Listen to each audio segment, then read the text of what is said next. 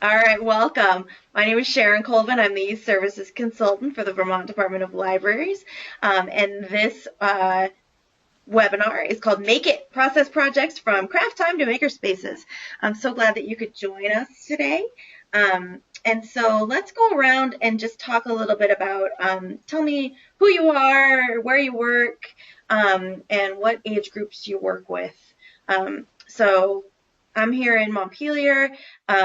This is my second time running this webinar. We had a really interesting conversation the first time, and I'll make both videos available to you. And before I was your youth consultant, I was a children's librarian, and I worked with all ages, but especially teens. They are my favorite. And so I have a lot of great ideas for you guys. So let's go around. How about Erna? You want to get us started? Sure. I'm Erna Deutsch. I work at Brownell Library. I'm on the youth side there and work mostly, I do a lot of preschool story times and kid activities, and then we have a teen librarian who does most of the teen stuff, but sometimes it overlaps a little bit. Perfect. Anything else you want to know? I think that's good for now. Okay. How about Kim? Hi, I'm Kim Piney. I'm in Williston, and I actually work mostly with the adults. I'm the IT and ILL librarian here. So, but interested to learn about this. Excellent. All right, then we have one from the chat box, Sarah Armstrong Donegan. She is in Heinsberg. She works youth services, birth to teen, mostly programming for 0 to 10-year-olds. That makes sense. It seems like that's the easy age to get into the library, or easier. When they get older, it's like we stop being cool or something. I know. I like to pretend that I'm cool, but I'm not. Next, how about Molly? Hi, I'm Molly. I'm at Brandon Free Public Library, and there are 3 of us that work there, so we all do it all. Perfect. So I get to work with all ages, which is a lot of fun. Excellent. And last but not least, how about Wendy? Hi, can you hear me? Absolutely. Okay, great. Hi, I'm Wendy Johnson, and I actually work with Erna at Brownell. Hi, Erna. Hi. And I work both in the adult and youth departments, and so I help with whatever programming for all ages, whatever I can do. So, and I've been interested in this for a long time. Excellent. Well, I'm glad to have all of you guys here. I'm really glad to have some of you who work with the adults, because I think that these kinds of programs are applicable to all ages. We never get too old to play. So I sent you guys an article which has a gorgeous picture of Legos on it. Isn't that beautiful? Yes. I sent you this article. It's from ALSC, from ALA, and it's about play, particularly constructive play. They talk a lot about blocks. But it was just a jumping off point. So I'd love to hear what you guys thought about the article and play in general. Do you think it's important? What do you guys think? Oh, of course. Why? Oh, well, we've been doing this VLI stuff from Vermont Early Literacy Initiative, and it's all about playing and talking and experiencing things, and I think it counts for all ages. So, yeah, I was glad to read that Legos are important, and we have a Lego club at Brownell, so that's great. I felt good about that. Absolutely. We do a lot of open play at the preschool story times, like not pre-made activities, but just give them paper and let them write. Love it. I'm so glad. That's one of the things that we're going to be talking about today is not necessarily changing what you do, but changing how you talk about what you do, so that you can. And we talk a lot about that in VLI too. So you guys already do this stuff. It's just about kind of being able to explain it to the people who make the decisions and who have the money, and the parents who want to make sure that they're helping their kids, so that you can make a really good case for this is important, and this is why you should come and you should support us. So I like the fact that they talk about play isn't just about, it's not just about, some silly activity. play is actually work. And one of the things that I think people forget is that when kids are playing, they're actually experimenting and playing around with some of these new skills that they have. And of course, as a child, everything is new. So it's really, really important. Did anyone else have any thoughts? I just wanted to add that when I was reading the article, I had to rethink when you mentioned how we describe it is important. And when it talked about the 3 different levels or types of play, object play, what was the second, constructed play. When I thought of constructed, we're actually talking about free play, but with certain types of objects, the Legos and things. When I saw the wording constructive play, though, I at first thought it meant the opposite, not free play, that it was more like programmed and set play. Am I making myself clear on that? Once I read the article and understood what they meant by constructed play. But initially, you can read those words, you can interpret them differently.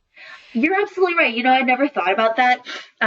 So constructed is a word we throw around a lot in the education field, and it basically means it's self-constructed. So it's about, and Sarah's saying the same. She thought it was the same way, and I think it's fair. Jargon is tough, and this is one of those kind of jargon words in education. So constructed play means that the kid or the person doing the play is constructing the experience for themselves, not necessarily constructing something beautiful to take home and put on the fridge. Yeah, that's a really, really good point. Or not being constructive. I mean, we're still talking about free play. They're doing what they want as it unfolds. But when you look at constructed versus deconstructed, it was funny. I interpreted it initially 100% opposite of what it was intended. So I learned something. So I was glad that I actually read it. So I know what you're talking about. That's perfect. I'm so glad. It's so important to have these conversations because sometimes it's we're talking about the same thing and using different words. But I think, and that's part of the whole, being able to talk these things up. So when you're talking to teachers or educators or you're talking to parents, making sure that you know what what people are talking about is so important. And I think this article, is really good because it starts to blend the STEM kind of stuff that's so important right now and has a lot of funding behind it with plain old ordinary constructed play. So you can learn these really high level skills like science and engineering. And I think that's the next step beyond that is the makerspace movement. So that's why I put all of this together because from an education standpoint, it all kind of goes. So we're going to talk a little bit about how that progression works. So I'm going to go through a couple of things, and please interrupt if you have any questions or thoughts. This is really a collaborative discussion, and I want to make sure that everyone gets something out of it. And I don't know everything, I promise. I'm just here to facilitate. So these are some quotes that I thought were really good, and just things to keep in mind. Fred Rogers Institute has such great information about play and the importance of play. And I like the way he talks about it. It's a practice opportunity. And it's so true when kids are building or interacting with peers or pretending. It's all practice for things that they're going to have to do later in life. And then Carl Jung talked a lot about how play is it's instinct and it's creative. And I think that it's really important that we embrace this. Yes, Luna was asking if we'll have access to the slideshow. I will send you links to the slideshow and to the recording of this presentation at the end, I promise. You'll have everything at your fingertips. So right now, all you have to do is sit back and watch and talk. All right, so I made this little Wordle. Do you guys use Wordle? I love Wordle. Wordle is good fun, and it's it's a way to kind of make a cloud idea of what a concept means. And play is something that it's important, but there's so many different synonyms for it and so many different words for it. And what do we really mean? We're not talking about something that's a cookie cutter. We're talking about something that's very exploratory. And so I looked through a lot of different articles and came up with a bunch of different words. And I think all of these words are really important. We're talking about exploration. We're talking about learning opportunities. We're talking about chances to invent and freedom. That's one of the things that we can do. Hi, Kathy. No problem. Kathy's joining us a little bit late. No worries. I'll give you a link to the recording of this so you can hear the beginning of it, but you haven't missed much, no worries. We're talking about play. And one of the opportunities we have in the public library is that it's a free space. There aren't any tests, there are no grades, and so you can really give kids the freedom to experiment, and it's a safe place. And I think it's really important that we remember that and not take that for granted. We are all creating safe places to explore and play and invent and try things out and make connections, and it's a safe place to fail. And I think that's really, really important. Because one of the things that's going to happen when kids are exploring and trying all these different things, and especially when they have the confidence to go and try things out on their own, is they're going to fail sometimes. And one of the best things that we can do is create a safe place for them to fail and get back up and be okay with it. And as people often point out, especially in the library world, there really is no such thing as failure. And when you look at science and you look at scientific inquiry, plenty of experiments do not produce the results that you expect.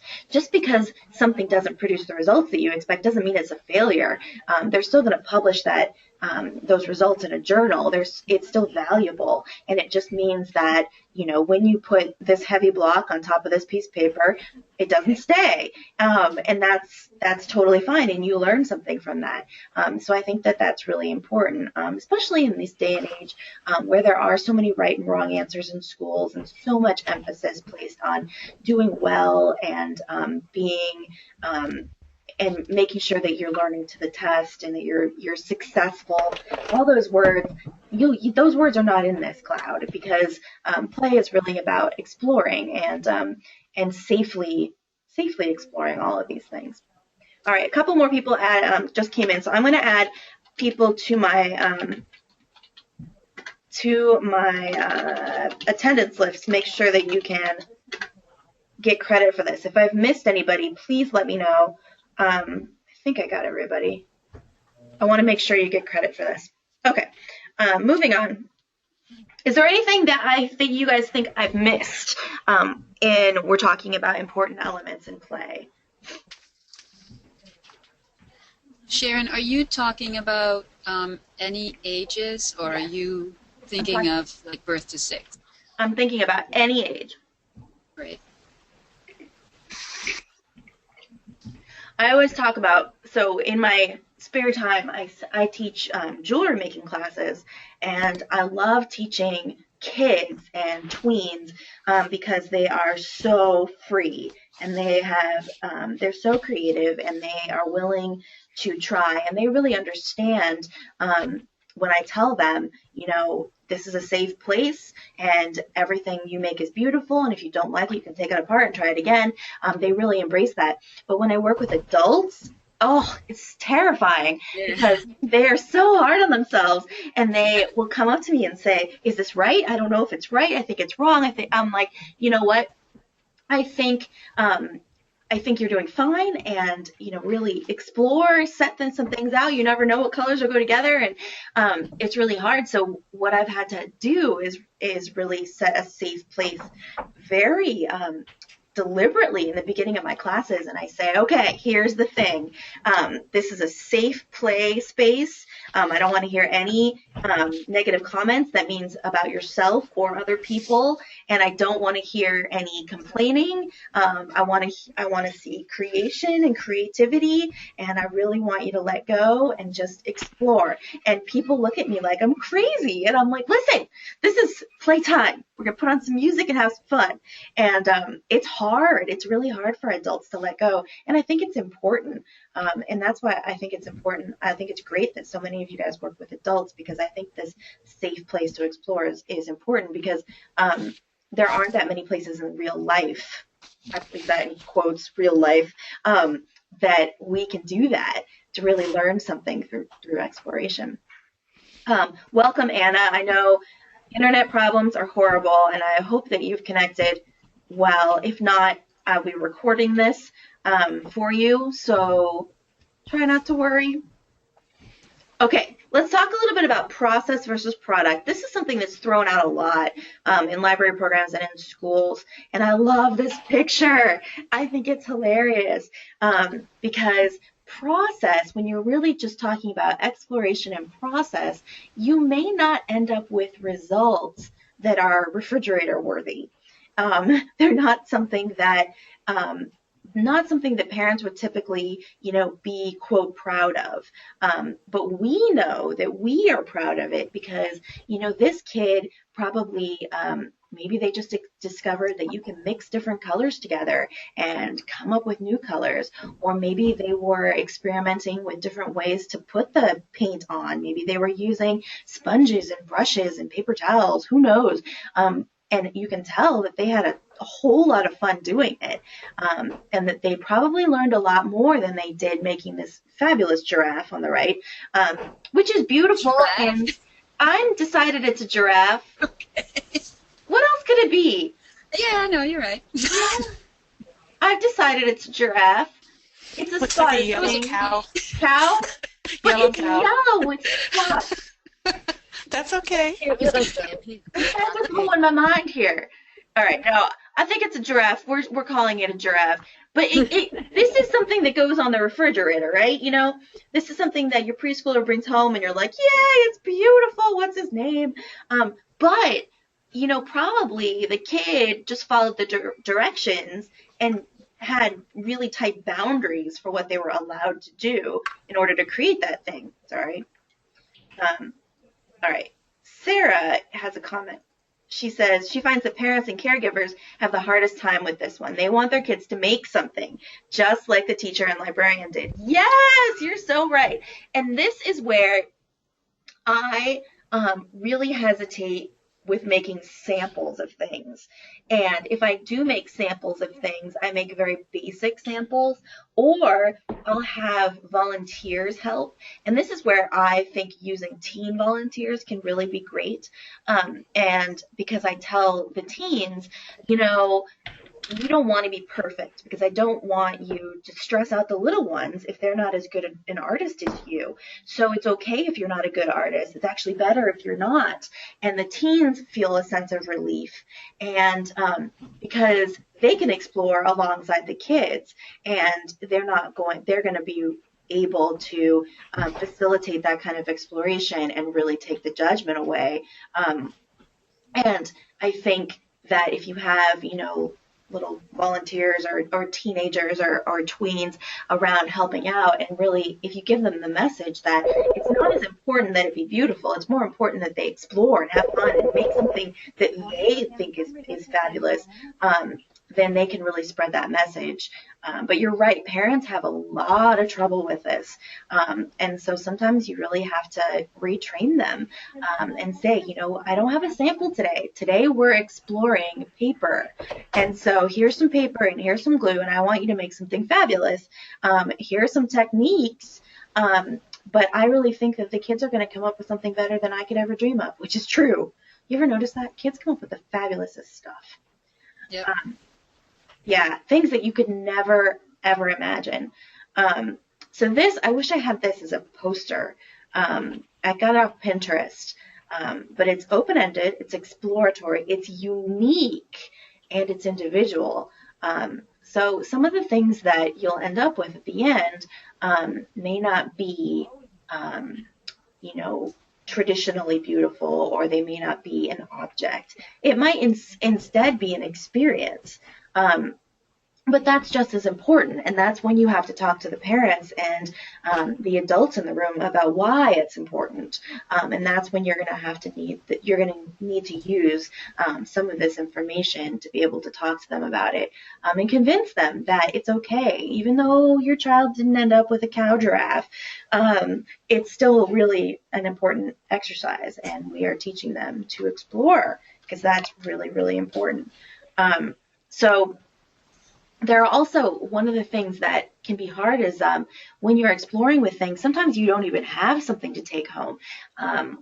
Like, for example, how many of you guys have made oobleck with your kids? The cornstarch and water stuff? Yeah, you don't usually send kids home with that kind of stuff. No.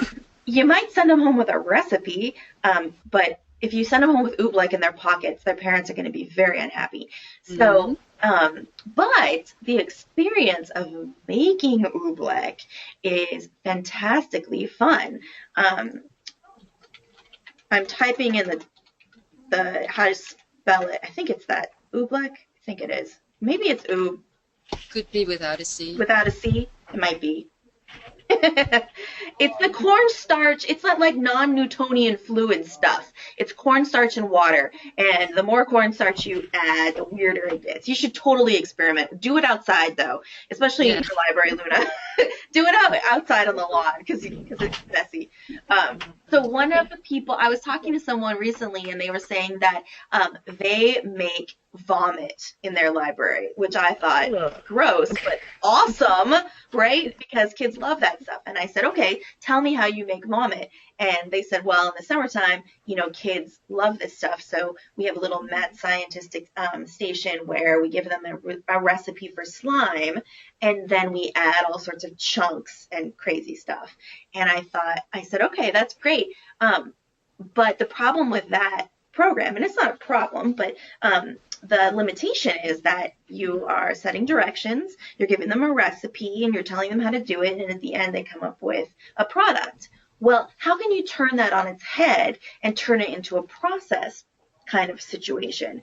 Well, and I was saying, well, what if instead of giving them a recipe, or instead of telling them what they're doing, you set up a mad scientist exploration station, and maybe you teach them about what cornstarch does to water, or give them food coloring so they can try mixing together different colors, and you have the different ingredients and let them experiment and see who can make the grossest vomit, or who can make the, the scoopiest stuff, and put different pieces in it and see what they can come up with, and make it more of an exploration, so that at the end the kids will say, look what I made, I figured out. And maybe they even write down the recipe at the end for the best recipe, and they discover that this is the best way to make vomit, and maybe they write it up, and then you get a little math in there too.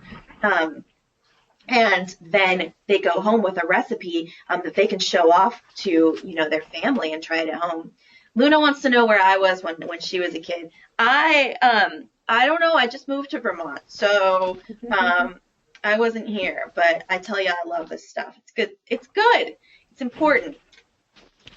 Okay, so there are challenges. There are big challenges to this, and one of them is, of course, explaining it to parents. Parents have expectations. They want things that they can show off. They want to be able to put stuff on their refrigerator, and we all understand that. That's totally fine. And I love this picture, actually, because you can tell a grown-up made all of these pictures, and they're so boring. And I think that it's important to really highlight and epitomize the uniqueness and the difference. And sometimes that means going around and saying, oh, I love your dinosaur. All dinosaurs should be blue. That's fantastic. And maybe you can give him a name, and maybe can you tell me a story about him? And really engaging the kid in, building this little world that they're creating. And sometimes the parents will get on board with that. Planning can be a challenge. Now, I was trained this way, and this is my style. It's not everyone else's style. So sometimes it can be a little challenging because it's not as structured as traditional process.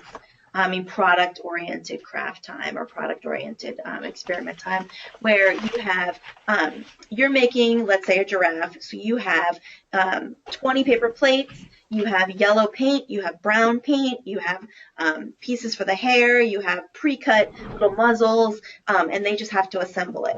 Well, when you're doing a more exploration or process type program, it's more about just providing the materials and being flexible. Now, the benefit to this is that sometimes you can do fantastic programming with whatever's left over in your craft closet. So you can go into your craft closet. I know you all have these cupboards with stuff in them.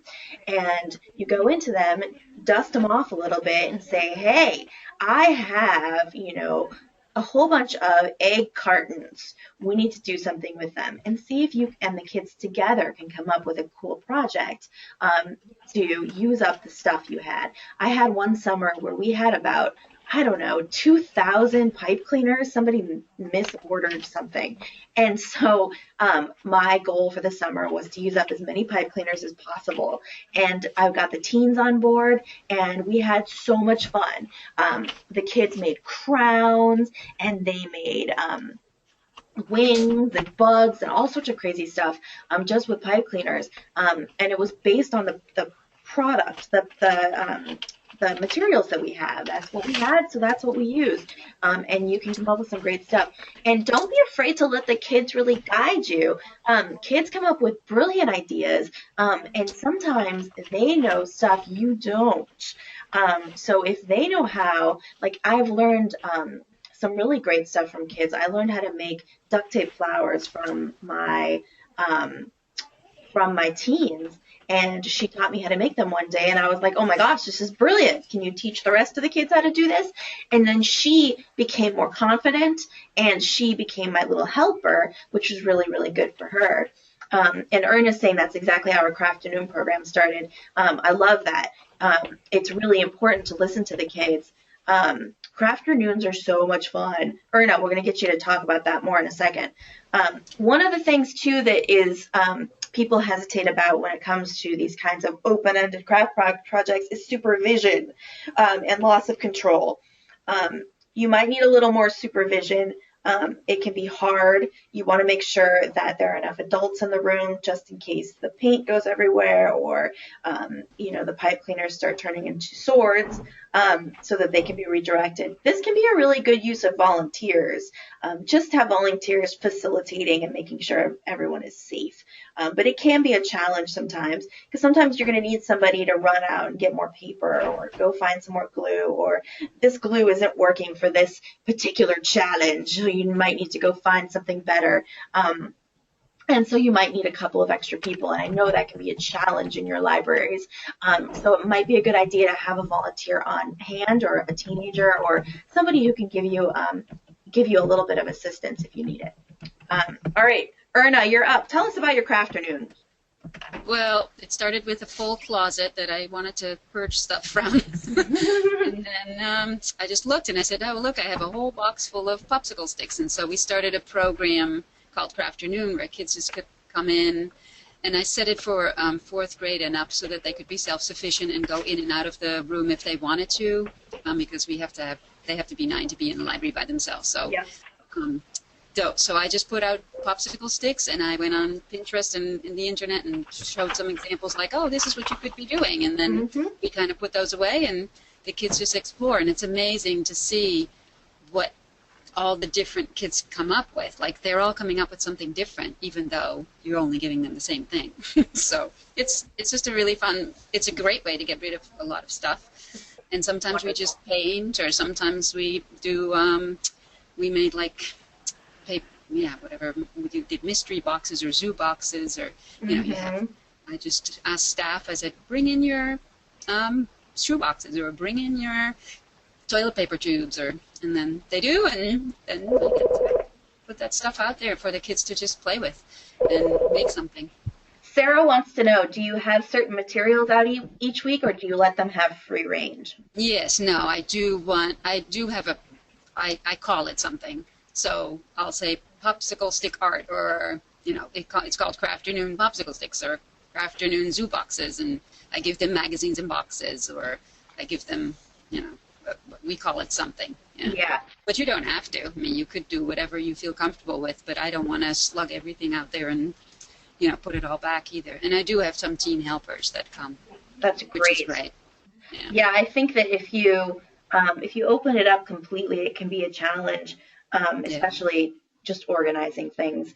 And then if you put some brackets around it, it can help kids focus, because kids can get overwhelmed by too much stuff.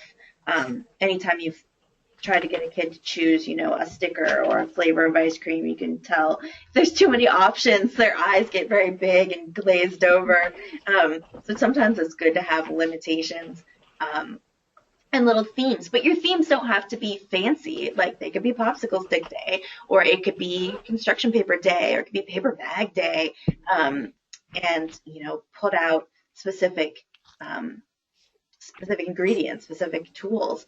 I think it could help too. I tried to do something really, really open-ended one time, and one of the problems I had was that the kids and parents especially started to get really demanding, and they were like, there's not enough pom-poms. I'm like, I'm sorry, that's all the pom-poms we have. I want different glue. I'm like, I'm sorry, that's all we have. So having brackets around things can sometimes help, because that way you can make sure that there's enough popsicle sticks for everyone to have a pile, or there's enough glue sticks for everyone to have one. It can help keep you sane. So Kathy also wanted to know about Crafternoons for adults, and that is exactly what I'm talking about when I do my jewelry making courses. It's becoming more popular. I am from Massachusetts, and I've seen there is a trend for craft programs for adults. And if you have ever run a child's craft program, you know that the adults are the ones playing. They want to play with the crayons and the glue. They really do. And sometimes it's a good idea to put materials out for the adults to be able to make something too, so that they don't become, the backseat drivers to their kids. Then they can do their own thing. But I think that adult Crafternoons have become very popular. And has anybody seen the adult coloring books that have become really popular? The next time you go to Michael's, check it out. There are, I've seen them everywhere, and Amazon has them. They're coloring books for adults, and really all they are is they look like geometric shapes. Like some of them look like mehendi. The jobbers have them too. Luna says, you're right. And so Zentangle it definitely started a trend. Zentangle is amazing. It's so fun. But these coloring books, it's just about putting aside playtime. Oh, look, who is this? Molly says she's going to order a coloring book for her weekly meditation circle. That's brilliant. Adults, we are so bad at setting aside playtime for ourselves, so I think that's great.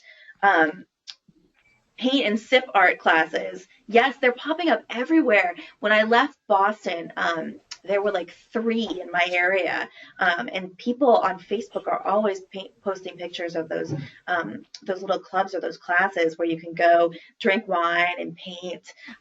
So I think we are just not as good as kids at setting aside playtime, so we have to make other people have to do it for us.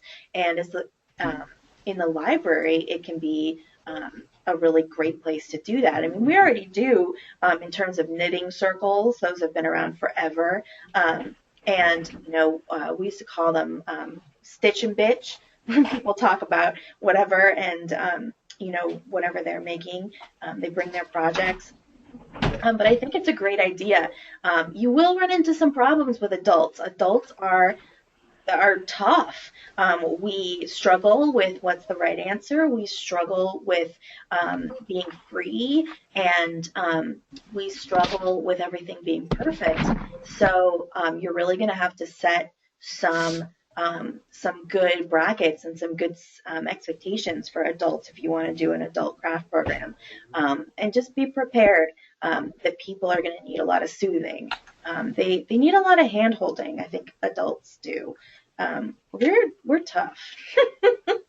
Being a grown up is funny. Okay, so let's talk a little bit about maker spaces. So this quote is from President Obama. He declared the National Week of Making, and this was his statement. And I took the liberty of turning some of the keywords red because I really want you to look at some of these words that he used, and I think it's really indicative of what this maker movement means. Tinkerers. I love that word, tinkerers. A lot of librarians have started calling their maker spaces or their maker times tinker time. I love it. Dreamers, new ideas, problem solvers, and it's a grassroots organization. Now, these terms are really important as an adult when you go to get a job. Being a problem solver is something you put on your resume. Having new ideas, something you talk about in your interviews. And being a dreamer and a tinkerer, these things are really important in life. So I love this statement. I love these words that they're using. So this picture here I think is great.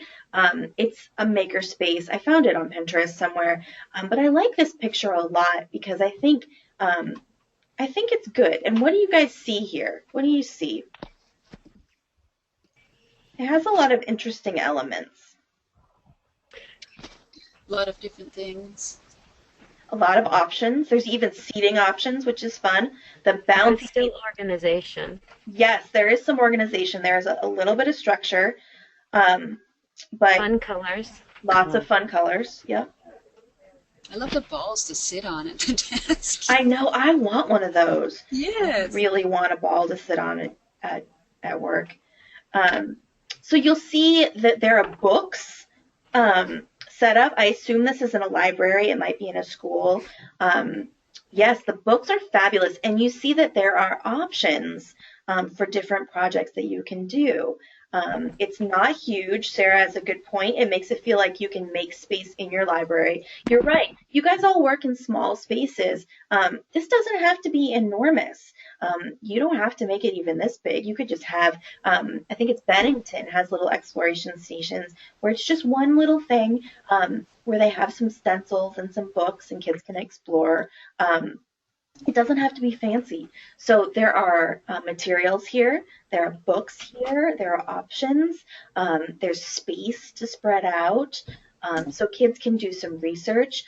There may be a couple of samples in here, but not anything big. There's not there's no big poster of this is what we're making today. It's more like look at all these beads, and here's a book about beads, or here's some paper, here's a book about origami. It's also a great way to get kids interested in your collection because kids often don't know that you have these awesome books. And it looks like that kids might have helped decorate the sign that says make, which is fabulous. And of course there's Elephant and Piggy on the side, which is always an excellent sign. I like this sign here. What do you make today? I think that's what it says. What do you want to make today? And I think one of the cool things about this little corner is that kids could keep coming back to it maybe every day for a week or a couple weeks and make something different. They could really, really explore and really dig into different types of materials, or, do every project in a book, or maybe create their own projects. I really like this because one of the things too is that this may not be a permanent fixture. This could be something that they set up for a program. And a lot of you guys have really small spaces. Luna, you especially have very small space. And so you might not have a permanent maker corner. If this could be something that you put out, it does. Anna said it doesn't look like it takes too long to set up. No, you could have these things in baskets under your desk, and you pull it out for Tinker Time, once a month, and you put things out, and you have kids come in, and they can tinker and explore. It's not something that has to be permanent by no means. And if it is a corner, you can change it up. You can use the kids' suggestions. So if they find new books, or if they find new materials, or if you get a cool new donation, you can put that out and really, really make it come alive and take on its own life. So I like this. I think this picture is very inspirational because it doesn't have to be fancy. All right, so these are some of the words that that come into play when you're talking about makerspaces. You're talking, it's very similar to play, but it takes it a step further because you are making things, you're trying things, you're taking things apart, which is fabulously fun. You're tinkering, you're improving things, you're reimagining things, and you're learning. So you might take something apart and put it back together differently just to see if it works better. And that's the beauty of really exploring your materials. Okay, so how do you do this? So this, I like this picture up here too. What do you want to make? And you see how they have, it's a metal pegboard, and they have little jars of stuff hanging everywhere. I think that's fun. You know, and that's something you could make for yourself in your garage, you know, for what you want to create. It could be as fancy as that if you want it to be. Or down here, look at that kid. He's having a ball. You know, cereal boxes, you can ask for donations. And this looks like a wrapping paper tube and some rubber bands. And I bet you anything that kid took the lead on trying to figure out which rubber bands work the best for making the best sound. And what happens if you put stuff in the box? Maybe it sounds different if you put cotton in there. Maybe it sounds different if you put sand in there. Who knows? So these are some of the tips that I've been reading a lot about makerspaces and thinking a lot about the educational part of this exploration and playtime.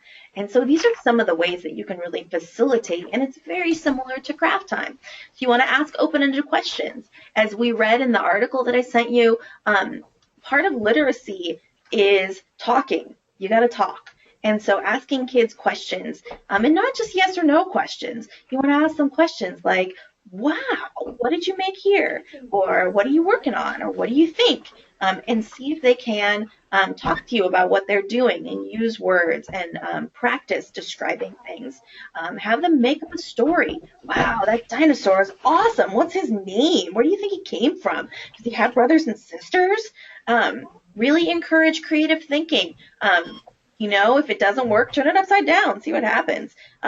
Pull something else in, you know, put kids together, encourage collaboration. Ooh, I think he's making a spaceship too. Maybe you guys can make one together. Maybe you guys have some good ideas together. And creating a safe space is really important. Just like with craft time, it's the same thing. You want to make sure that everyone is safe. There's no judgment. It's totally fine if what you make doesn't work or doesn't work like you thought it would work. It doesn't look like the picture in the book. That's cool. Yours is better. And that's fine. Try it again. See what happens. You want to supply the tools and the ideas and the resources, and we can do all of that, but you don't want to dictate the results. And, you know, you can get caught into that. I was at Dynamic Landscapes in the Maker Lab, which was so fun. And there was all these people who had these awesome projects. And I went to go play, mostly because I wanted to use the soldering gun. I'm like, you're the only person in the world who would ever let someone like me play with a soldering gun.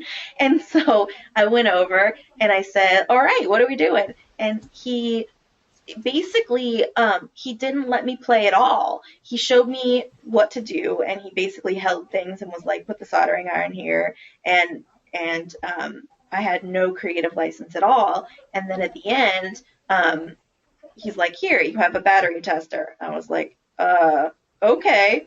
But then I sat with the librarians, and we made LED jewelry, and they were like, all right, here's how the circuit works, and here's the materials, go for it. And I sat with another librarian, and we really wanted to put these two together. We had to think long and hard about how we're going to make this circuit work, and I'll never forget that. I will never forget how that worked, and I'm so proud of my little bracelet, and it lights up.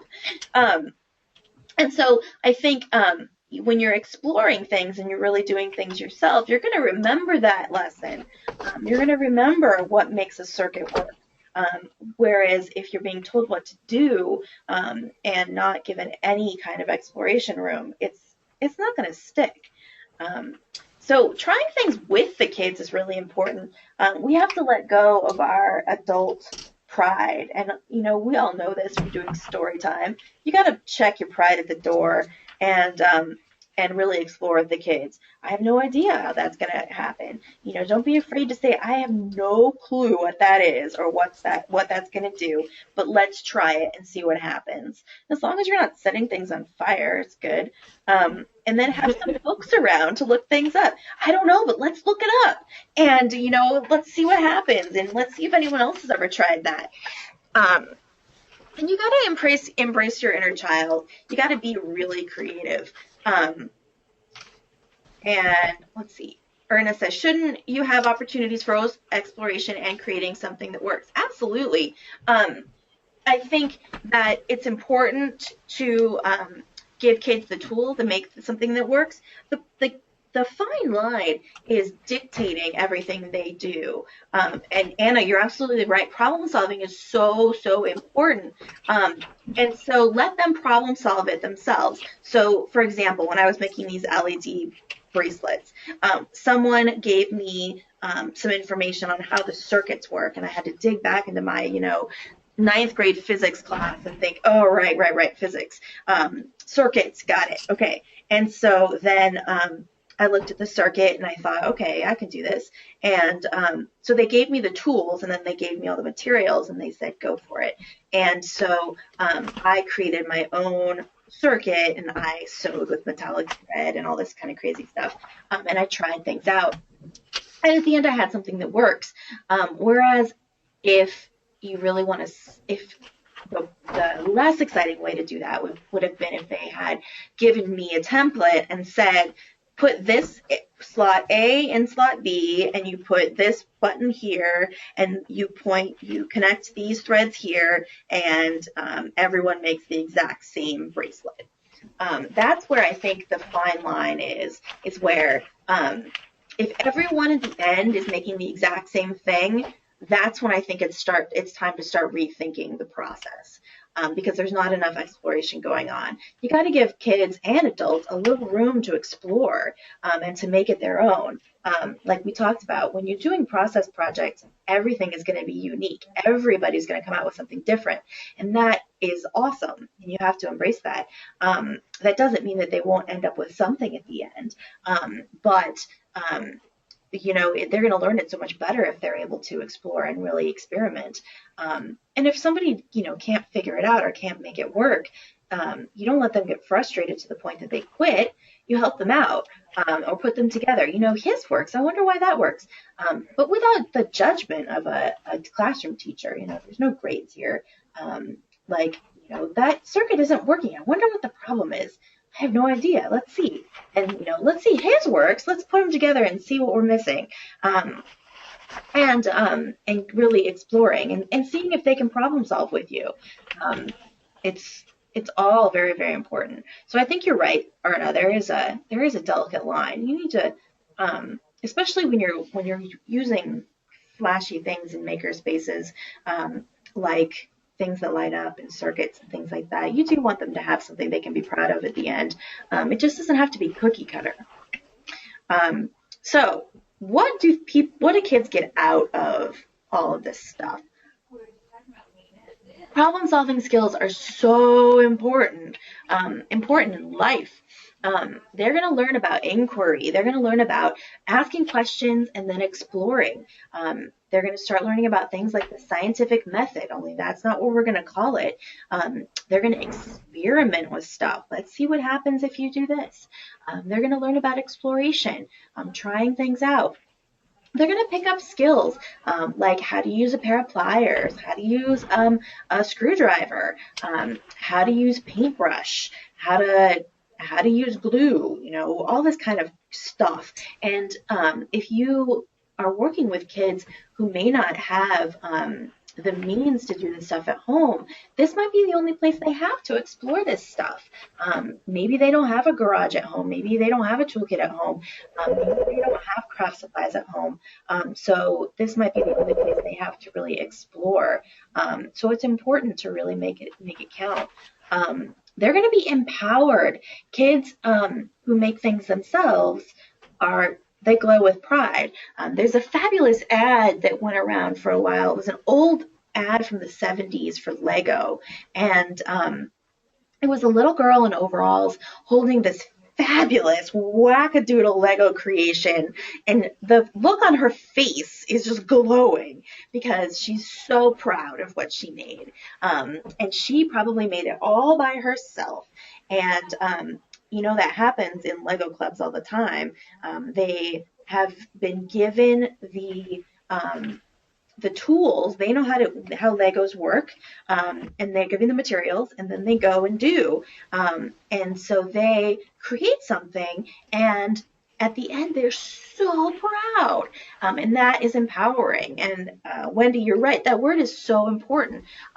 They're going to go out feeling empowered. They can do stuff. I did this. I can do things, and that's really it's an important part of confidence.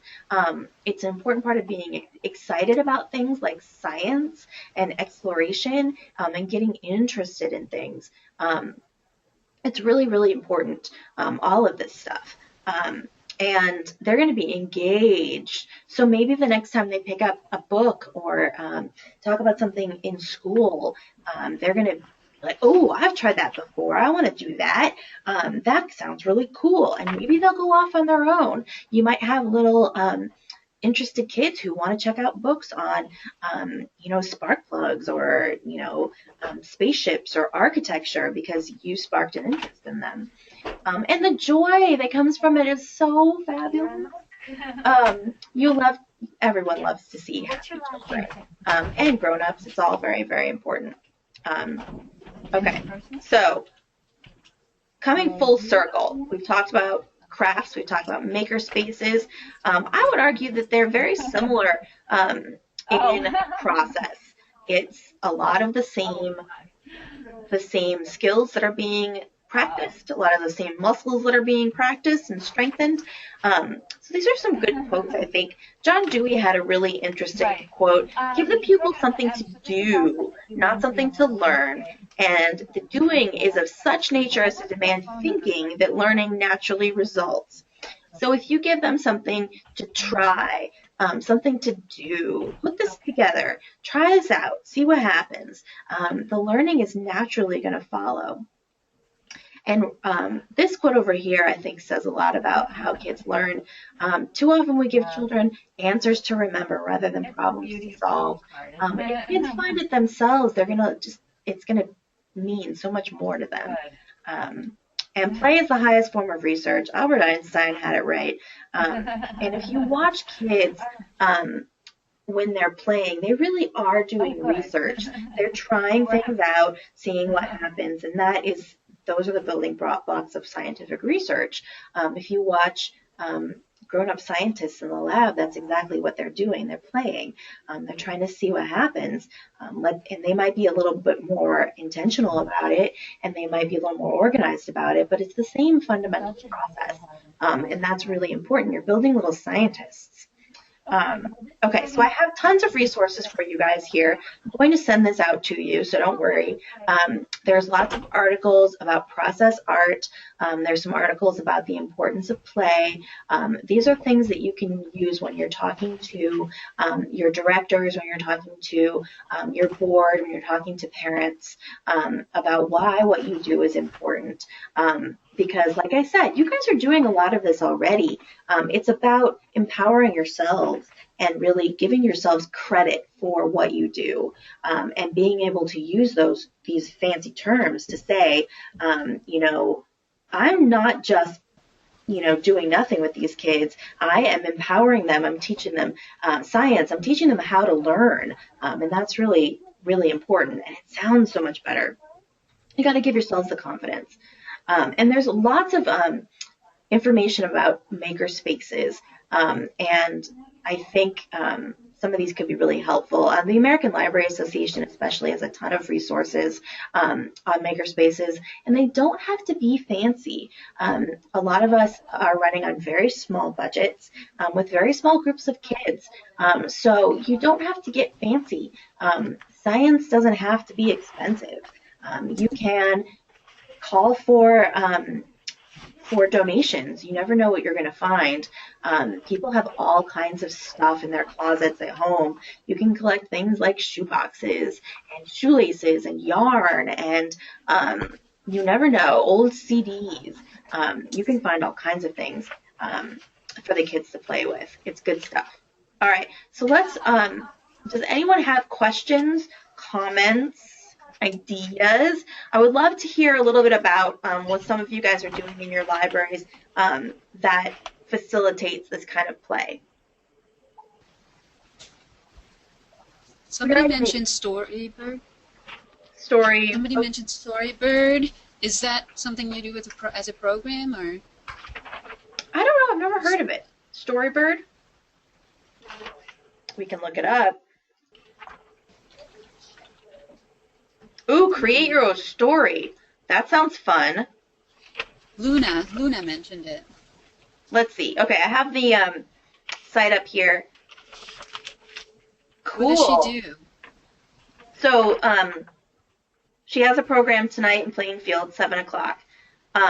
So how do you use it? Do you use the website, or do you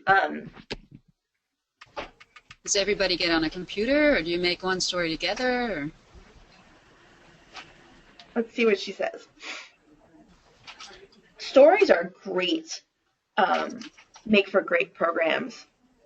They make storybooks, chapter books with art provided. So do you provide art, and they make up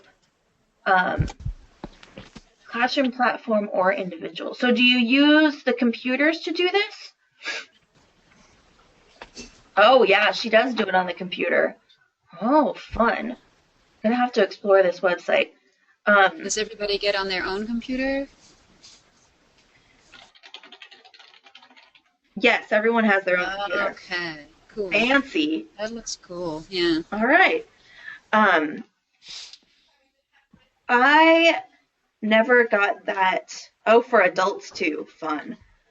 I never got that fancy or that technical with programs. I tend to be kind of a bare bones programmer, and so I haven't used a lot of fancy technology. But one of the things that is really fun with kids is doing cooperative stories, and it can be a really fun way to explore how stories work and how they end, and how to build on characters and things.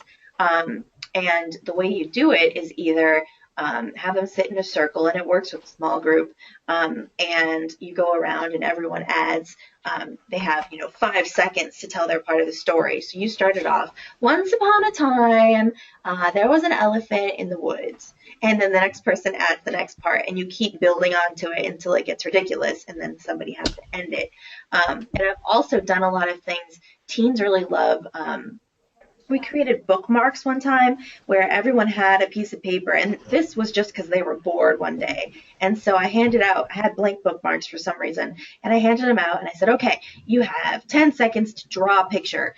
And they drew a picture, and then they had to pass it to the person to the left. And then that person had to add on to their picture, and I timed them, so it was a speed test. And so they just added and added and added, and some of the kids added the same thing to every picture, and some of the kids, it depended on what they saw. And at the end, everyone took home this ridiculous bookmark. And of course, I had the kids describe them and show them off at the end, their finished creation, and it was a little less embarrassing to share because it wasn't their creation. It was something the group made. So they could be like, I have no idea what this is, but it looks like a sea monster, and I'm pretty sure he's wearing tap shoes. And it's great stuff. It's really, really fun, and it's not fancy. All right, Sarah says, I haven't done it yet, but I have planned what I'm calling Cafe Make. Oh, I love that name. All ages program. I'm providing the space, coffee, and snacks, craft materials, sewing machine, gardening space, and other libraries and materials and resources for anyone to come create and collaborate. No idea how it will go over, but I'm excited to see what happens. First one will be Saturday, July 18th. Wow, that sounds so fun.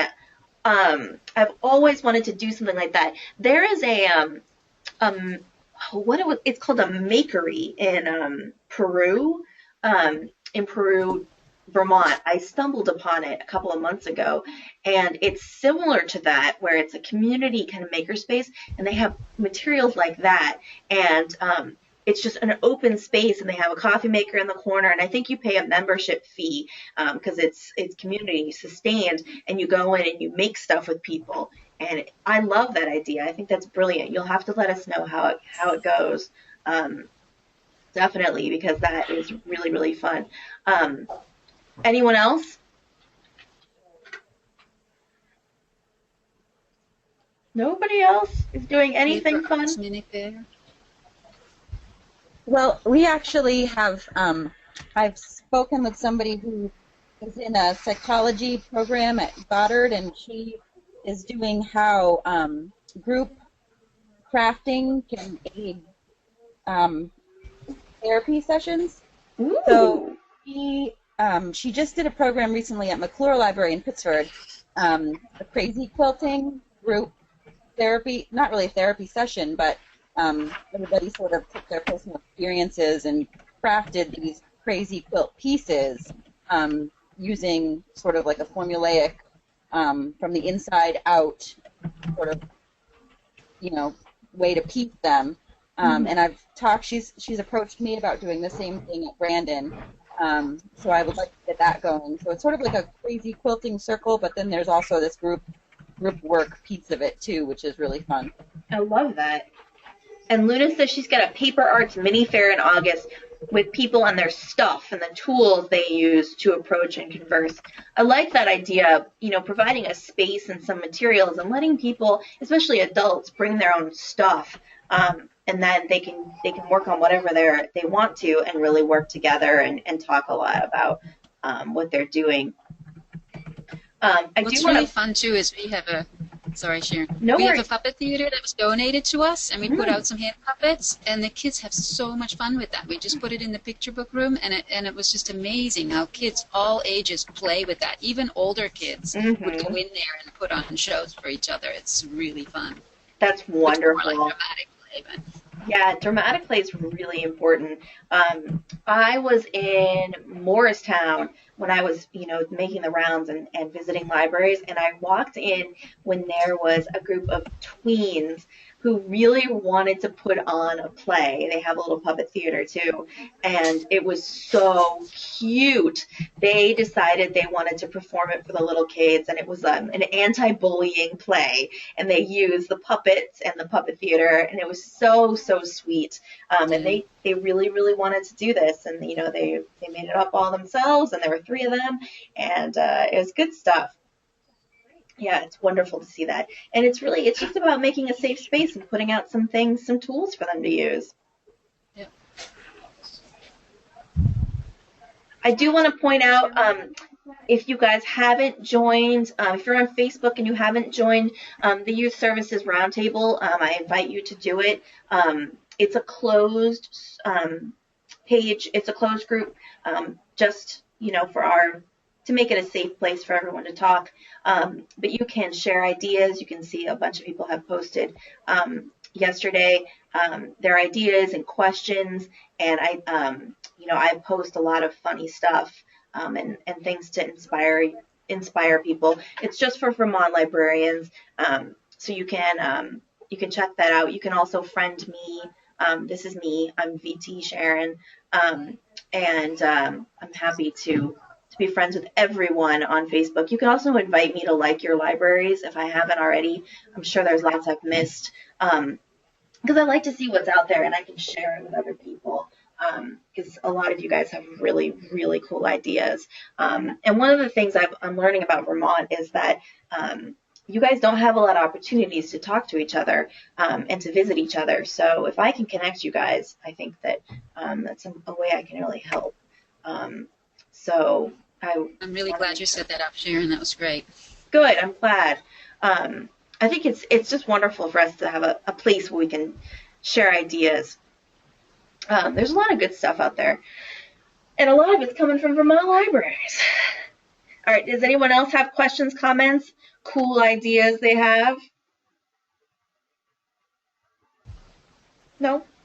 Okay. Well, if that's it, we can wrap up a little early. I will be posting the recording of this and the slides with all of the resources. If you ever have questions or ideas, please let me know. I'm happy to talk. If you need someone to talk an idea out with, I'm happy to help you out with that. Oh, someone else has something. Oh, Kathy, we've done block art. Everyone has a block to card and then cardstock and paint so they can create their own design. That is so fun. You know what? I've done that with little kids, and you know what we used? The teens came up with this idea. We used blocks of styrofoam. And we had styrofoam from something in the back office, and I was like, we have to use this for something. And the teens looked at it and thought, And so they took a spoon and they carved it and then made stamps out of it for the little kids. But it didn't even occur to me you could do it with real tools and cardstock for grown-ups. I love that. That's really good fun. You can also do it with potatoes. Potato printing is really fun, and it's cheap. Take some potatoes and get some spoons and some butter knives, and you can carve your own designs and then make stamps. It's really fun. They don't last as long as wood, but it's still fun. Oh, and apples work too. Beets. Ooh, you don't even need to paint with beets. That's brilliant. I love it. Let's see.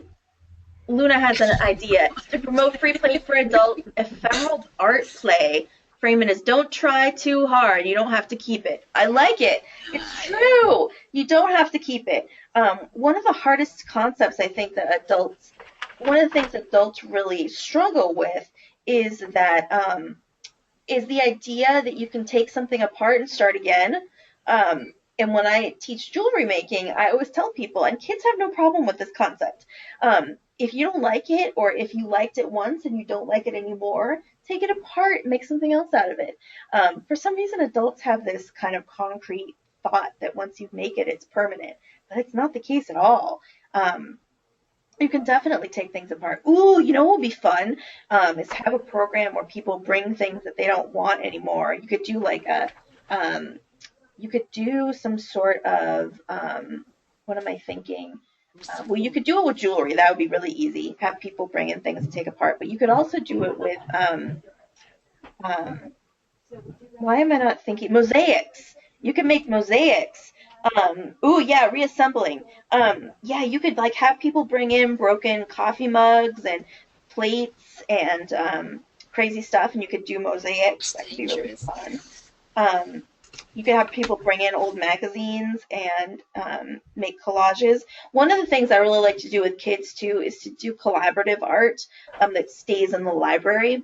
And a lot of you guys do this already with Lego clubs, where you have their creation and it stays in the library, and then they can come visit and show it off to people, which is really fun. But you can have them do something where they work on it together, like maybe everyone decorates a section of a caterpillar, or maybe everyone makes a bug for the garden, or maybe you have them help decorate for summer reading, so that everyone creates their own superhero, and you put them up on a wall, and then they can come visit them later.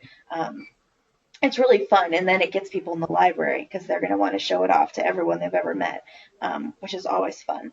And that's really, really good. What I did one time, and actually I think I have pictures of it somewhere, I did a program with, you can see a lot of the crazy stuff I've done, peeps. We made snowmen out of tater tots one time because that's how I roll. I don't know if I have that. Maybe not.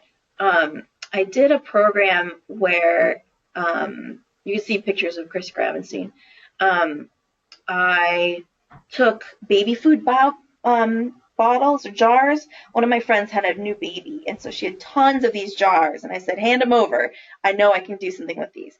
And what I did was I took a piece of old plywood and screwed the lids into the plywood, just kind of like how people do. I need to find the pictures. You know how people do with in workshops where they screw the lid on and then the jar hangs with the nails or screws or whatever in it. Let me see if I can find a picture for you because it's really fun. And so what I had them do is I had the kids put paint and glitter and stuff in the bottles and then screw them into the plywood so that they had this fancy creation that stayed up all summer. All right, let me see if I can find it. It was really fun, and it was total coincidence. I had a friend who had a new baby, and I thought, definitely need to do something with that. Oh, here we go. All right, here's what we made. You see that? No, we're waiting to view. There it is. Oh, cute. See it? Nice. So this was a big piece of plywood, and it's screwed into a bulletin board, and each of these is a baby food jar. And so these lids were screwed in, and then I had the kids filled with baby food jars with glitter and paint and stuff and swirl them around, and then they screwed them into the lids. And so we had this this crazy display, and it stayed up all summer, and the kids were just tickled by it. And so, yeah, we talked a lot about does the paint in there dry, and how do you get the glitter to stick on the outside without being able to see the paint, and how do we make these cool colors? And it was all done with leftover recycled stuff. So yeah, I came up with that idea just thinking about some of the cool things that people do. I spend a lot of time on Pinterest. That's something else I do want to point out to you guys. There are a lot of resources. The website has changed a lot recently, and it's still a little bit awkward.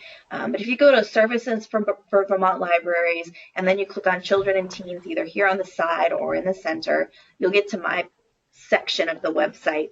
And then from here, the part that I think is the best is the resources for children's services. Here's a bunch of information about partnerships. There's a lot of information about Hunger Free Vermont, but then there's collection information, which is where all my book videos are, and then there's programming information. And I have Pinterest pages for you guys to use. These are some tips, and then here there's all kinds of Pinterest pages that I've put together for you to be inspired. I love it. Cheese monsters. You can do all kinds of things with these kinds of things. One of my favorite programs with teens was cookie art, where I'd give them a whole bunch of things and say, okay, we're going to make monsters. Here's some frosting and some candy and some cookies and some pretzels. Ready, set, go. And then they would make monsters. And everyone was different, and they tasted good at the end. So, it wasn't something they had to take home and share with everybody. But it was good fun. And, it was something that they could play with, and they understood that it was totally open. So these are some places you can go for inspiration. I invite you to check it out. If you have more ideas, I would love to hear about them. You can see on this page down here, these are the slides are right here, and the recorded webinar is here, and I'm going to put the second one, because both webinars, they were different, because you guys are different. So I'll put the second one up there very soon, and so you can go back and get all the resources for your future use. All right, anything else? All right, Well, thank you for sharing your morning with me. I hope that you have tons of fun this summer. Please share pictures and ideas from your programs. I would love to hear about what you guys are up to and what you're doing. Facebook is a great place to share this kind of stuff. I would love to hear from all of you. And make sure that your name is on this list. If your name is not on this list, please let me know so that I can make sure you get credit for this. And go forth and play. You'll be getting a survey very soon, and I will send you links to everything. So have a great day, and thanks for joining. Thanks.